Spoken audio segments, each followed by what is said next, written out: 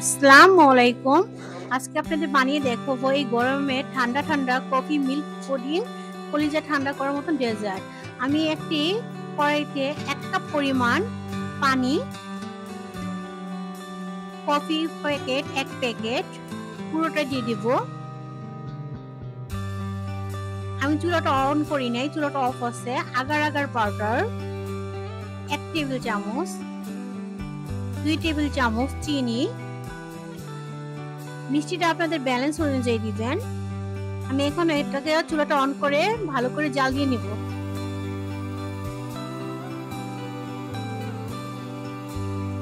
একটা hand weeks দিয়ে ভালো করে মিশিয়ে নেবেন পানির সাথে, যেন জমাটটা না বাজে।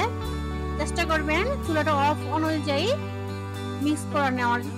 আমি চুলাটা জ্বালিয়ে অনবরত নাড়তে থাকবো। যখন জাল দেওয়া হয়ে যাবে আমি নামিয়ে নিব। যখন কফি জেলটা নামিয়ে নিব, একটা সার্ভিং ডিশে ঢেলে আমি ডিপ ফ্রিজে রেখে দেব। এখন দুধটা জাল দিয়ে নিব।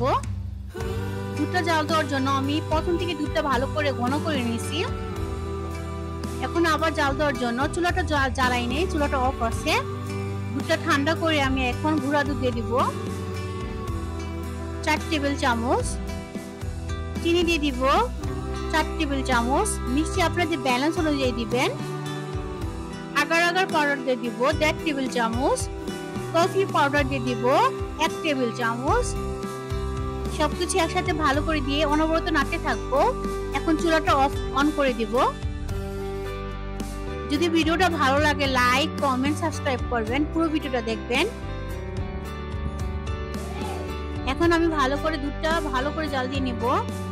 যখন ভালো করে দুধটা ফুটে উঠবে তখন আমি চুলাটা অফ করে দেব।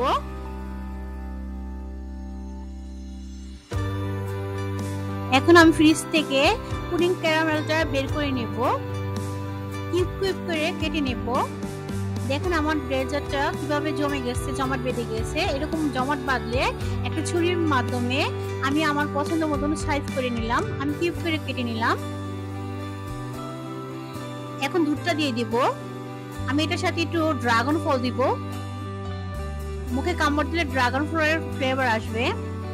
এই গরমে একবার ট্রাই করে খাবেন ঠান্ডা ঠান্ডা কফি মিল্ক পুডিং, কলিজা ঠান্ডা করার মতো ডেজার্ট।